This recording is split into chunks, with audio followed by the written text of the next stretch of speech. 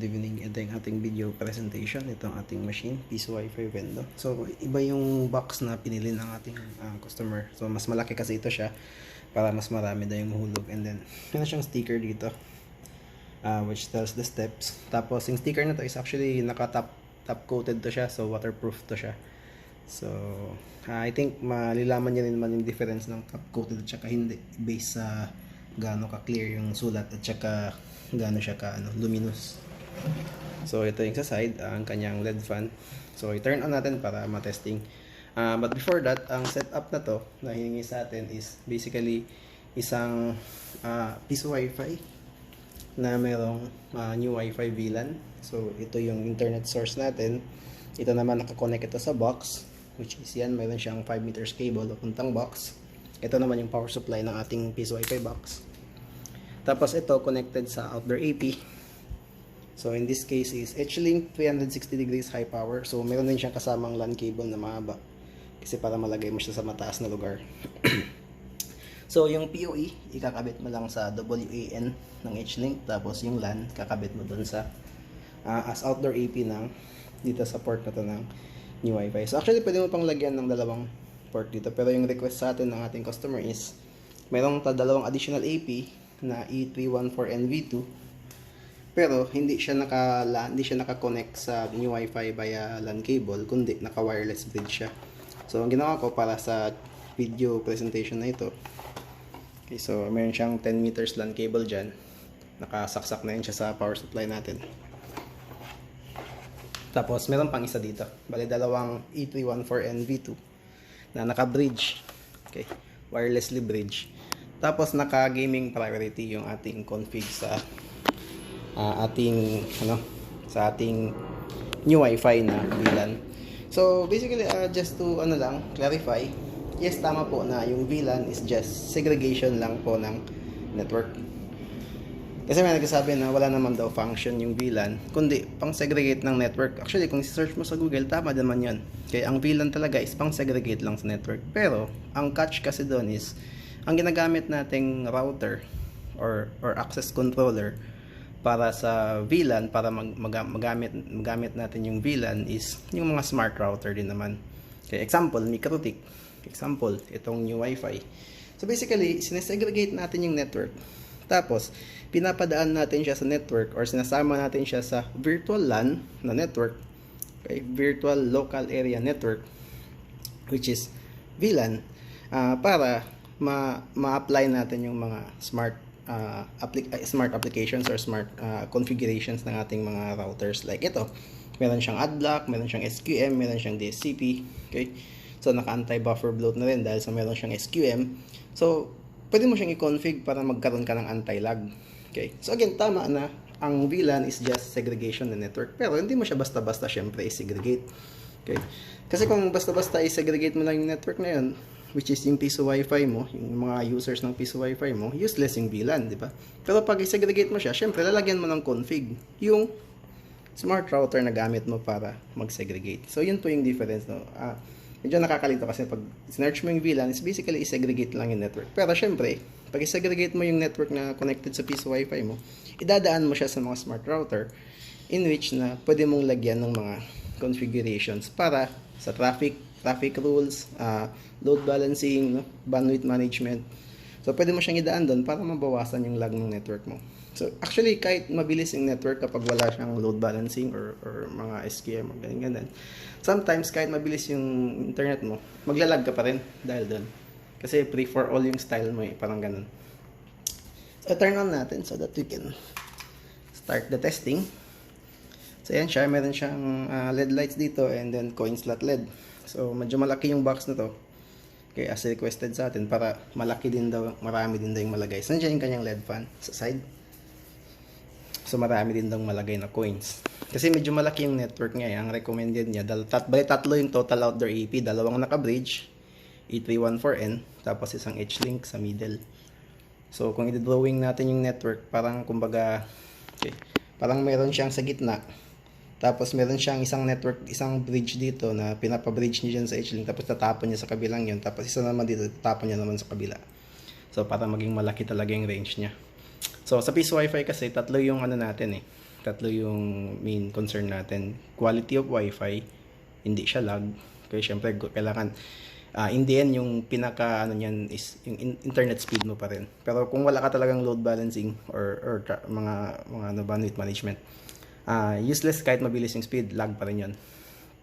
And then second is range. Syempre kung mas maganda yung mas malaki yung range natin, mas malayo yung naabot ng ating piece of Wi-Fi or Wi-Fi network.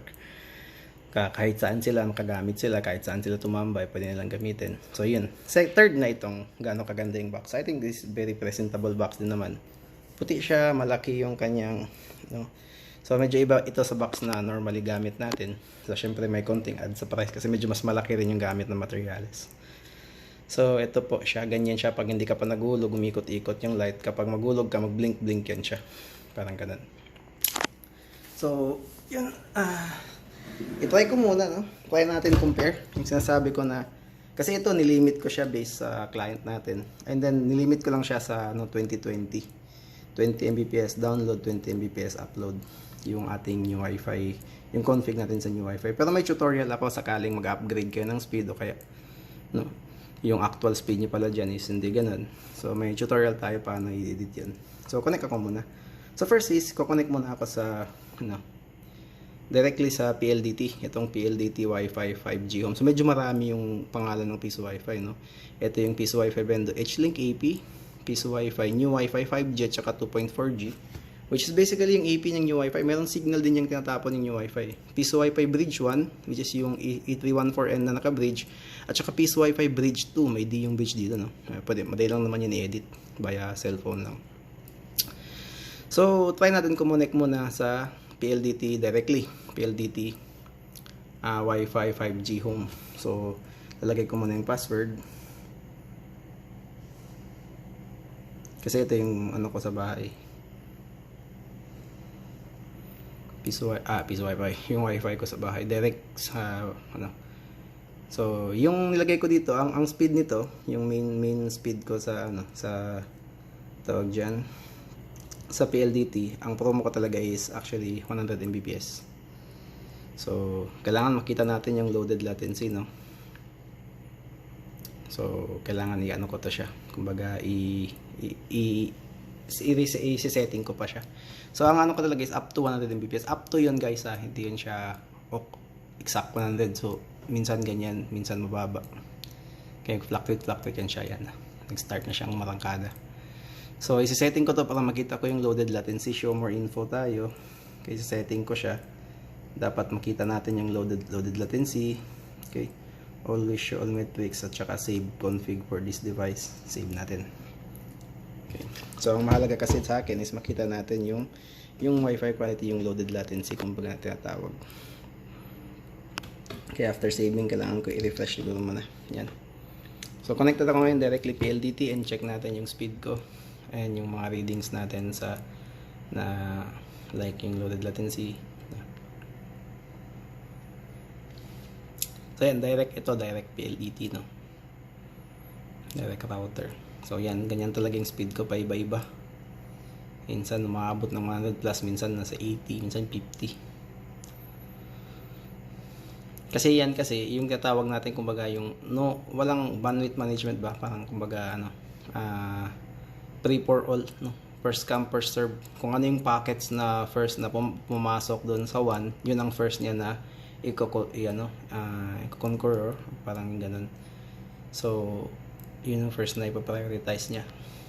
Okay, unlike yung meron kang traffic rules or may papakita ko yung bandwidth management, meron kang pinaprioritize na ports. So yan yung speed ko.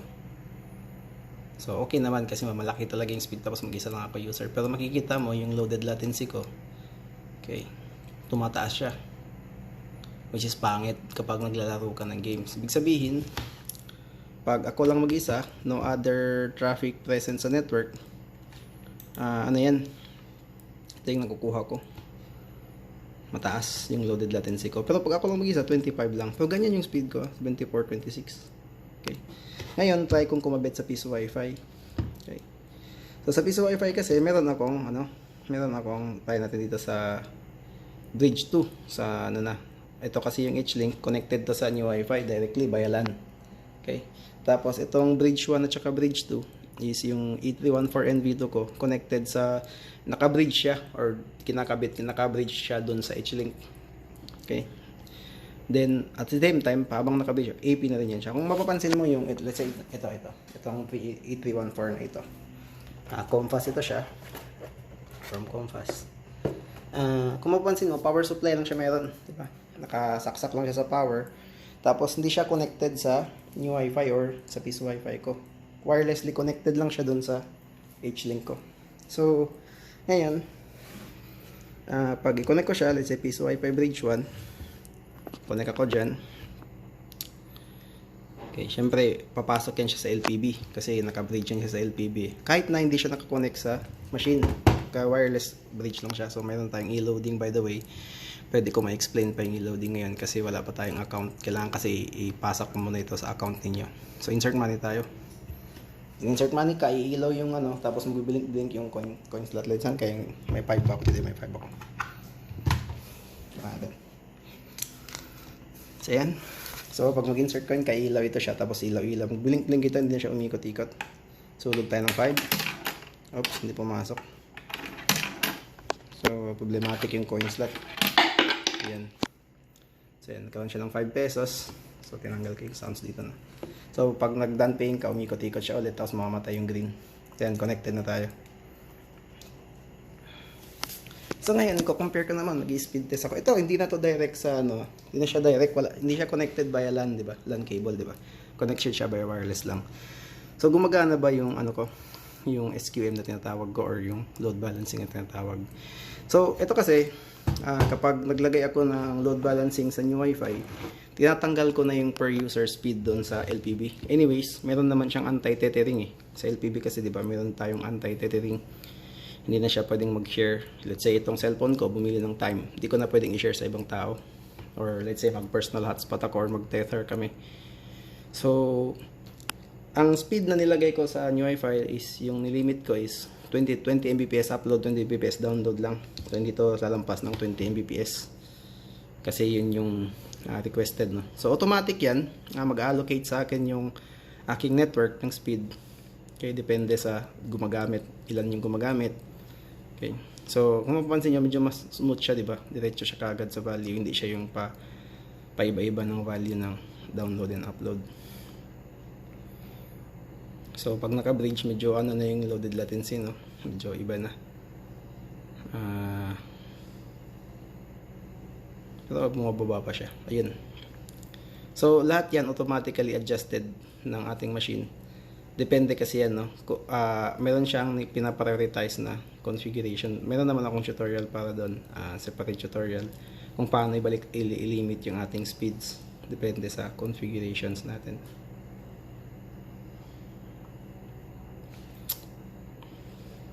So, yan. So, nakita nyo, kahit na medyo mas mababa yung speed na binibigay sa atin, yung loaded latency natin, nag-i-stay siya sa medyo preferable value. So, 93 milliseconds daw. Ito yung latency na to, ito yung round trip time, 'di ba? Let's say gusto mong i-click yung ipa-move yung hero mo papuntang right. Basically, ang ginagawa mo doon is mag-send ka ng request papuntang server, tapos yung server babalik sa iyo. That's the time nagagalaw yung hero mo. So, yun yung latency, 93 milliseconds. So, kanina, ito kasi sa piece Wi-Fi kasi hindi natin nakukuha yung unloaded eh. Parang kumbaga, kung mag-isa ka lang ito, pero usually ito man, 'di ba? Ito man yung nakukuha mo mostly. Okay. So, okay pa rin, no? Abot pa rin naman siya. Try natin sa computer ko, mag-connect ako sa Wi-Fi. Doon naman ako sa bridge, sa H-Link AP. Okay, so syempre, kapag mas malapit ka, like ito, H-Link, naka-connect siya wired. Okay, may time ako actually, no, na-try ko na. Resume ko na lang. Yan. So, magkakaroon na ako ng internet. Actually, kung mag-YouTube ako, lalaman mo rin naman, no, kung gaano ka-smooth yung machine mo kapag ganito. Diba?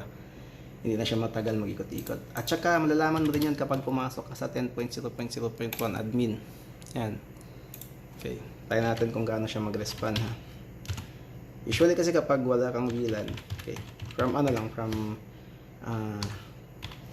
experience lang, medyo matagal kang mag-load ng ito. Medyo matagal yan siyang umikot-ikot. Okay, kapag meron kang VLAN, mas mabilis siya. like yan, makita mo mag-load siya kaagad. Punta tayo sa interface, speed limiter. Yan, makita mo mag-load siya kaagad. Naka-VLAN tag 13 tayo. Okay, and then speed limiter, kung mapapansin mo, hindi na ako nag-limit ng per user. Kasi meron ka ng load balancing sa VLAN ng new Wi-Fi. So I think hindi na masyadong kailangan nito. So check din natin sa fast.com pag diretso sa HLink. So yun nga, ang nilimit ko dito is 2020 lang. Okay, unlike, kasi yun ang estimated speed ng customer. So syempre, yun ang ilalagay ko sa config. Hindi naman ito para sa akin. So kung para sa akin kasi, ilalagay ko talaga 100, no? Or 100 tapos 40 ata yung upload speed ko is 40. So yan. So syempre pag naka-bridge na siya, wireless bridge, medyo mas mataas na yung loaded latency. Pero dito mapapansin mo talaga na almost similar sila. Either mag-isa ka lang or marami kayo, makita mo yung speed mo almost the same. Okay. So para mapasok mo yung SQM, di ba, connected ako via Wi-Fi. Para mapasok mo yung new Wi-Fi, just go to 192.168.23.1. Okay. Tapos syempre yung password, chat ko lang sa'yo. Hindi ko natin muna ipapakita. Nakikita ba? Hindi. Mas maganda yan. Kasi minsan nakikita yung letters eh. Yan. Yan. Sa adblock, makita natin na nagbablock siya ng sites. Okay. So, yan yung mga nagpa-pop up. Pero yung block ad sa YouTube, hindi kasama yun guys. Kasi yun, naka-embedded na yun sa video. Nga rin pwedeng i-block yun. Yung doon kumikita yung YouTube eh. So, SQM QoS naman, punta lang tayo dito. Yan po yung limit ko, 22.5 pala. 22.5. Download and upload. Okay. Sa QDiscipline ko, makikita mo dyan na this is one dual isolate. So, ina-isolate niya daw yung upload at saka yung download speed. So, hindi siya halo-halo sa isang bandwidth. Ina-isolate natin siya. So, naka-DSCP tayo. Actually, kung makikita natin dito, kapag wireless yung source ninyo, like, SIM card or yung mga modem, yan, mga corpus SIM, pwede nyo gamitin yung ATM tapos packet overhead is 44. Okay. So none lang tayo kasi wired yung gamit ko eh. Okay. So yan, save ko lang. Hindi ko na kailangan i-save, wala naman akong binago. So dun sa sa traffic rules, you can actually go here to firewall, then traffic rules. So dito tayo naglalagay ng mga ports na ina-allow, depende. DCP depende sa port. So ito may ML, ML2, yan yung mga port na bawat port nilagay ko. Sineparate ko talaga para mas siya. So basically parang ganito yan kung ang layman's term ng networking over sa pagbabasa-basa natin. Ang bandwidth kasi consider mo siya as parang daanan, parang road. Tapos yung mga packets is basically yung mga dumadaan din. Okay. So kung wala kang wala kang traffic rules na nakadepende sa port or port prioritization, yung download packet tsaka upload packet like streaming, downloading, Netflix, malalaki yan sila. Okay? So kapag lang yan, parang first come first serve lang. Yung gaming kasi maliliit lang na packets yan eh. So pag ganito yung road mo, kahit malaki pa yan, kung marami namang gumagamit na download, yung gaming mo sasabay yun siya sa likod or diba, mag-ano lang sila, magpapaunahan lang sila sa download. So maglalag ka talaga kasi yung mga download kasi malalaking packets yun sila, yung mga upload. So basically lahat kayo mag-occupy ng isang bandwidth na yan. So kapag may port prioritization ka kasi, nakadepende yun sa port na saan galing. Kasi yung pag nag-internet tayo, okay, balikan ko nga yun. May mga ports tayong ginagamit. Let's say, kapag nagbabrowsing ka, Netflix dito, no? Ang gamit mong port is ito. Okay? Yan. So, basically, nilagay mo siya ng classification na this one is, hindi niya masyadong kailangan ng mabilis na latency. Okay? So, pwede mo siyang i-bulk or i-bloat. Tapos, isi-send kapag wala ng ibang ginagamit na port. Okay? HTTP stream, yung HTTP, yung port 80 kapag nag-search ka google.com, okay? Diba? Mangastream.com. So that's actually yung port 80. So pag mga ganito naman, like mga ML, and dyan nilagay natin yung mga port niya, UDP and TCP, okay? Separate ko na lang. Gamit niya is CS6 na classification. Kumbaga ito yung mga port na maliliit lang, ay mga packets na maliliit lang, okay? Galing sa mga port na ito, port number na ito. Tapos, yun yung parang pinaprioritize niya. Since maliit din naman yun, hindi naman siya masyadong kumukonsume ng bandwidth. Parang kumbaga, nilagyan siya ng special priority. So, yun. I guess, pwede ko rin i-check dito na pag connect ka sa, let's say, Piece Wi-Fi Bridge 1, okay, check connect tayo dyan. Alis na ako sa Piece Wi-Fi Band H-Link. So, itong nasa desktop ko, wala naman to siyang randomized MAC. So, mapapansin mo yung time ko doon sa H-Link at saka dito, i-refresh natin yung 10.0.0.1 tayo. 10.0.0.1. Yan, same pa rin yung time. Kumbaga, let's say, pag bumili ka dito, diba, ito yung bendo mo, malapit to siya sa H-Link, diba? Pag bumili ka ng time sa H-Link, tapos pumunta ka, tumambay ka doon sa kabila, basta hindi naka-randomize MAC yung cellphone mo. Punta ka doon sa 8314 na, punta ka doon sa kabilang 8314. Same pa rin yung time mo, kumbaga naka-shared siya, naka-ano siya, kumbaga pag bumili ka dito, tapos bumili ka doon, magagamit mo doon yung binili mo dito. Okay? I think di pwedeng bumili doon kasi wala kang vendo doon. So, pag bumili ka dito, tapos lumipat ka doon sa area na merong ganun, so, pwede mong gamitin yung time mo doon. So, naka-central siya, kumbaga centralized.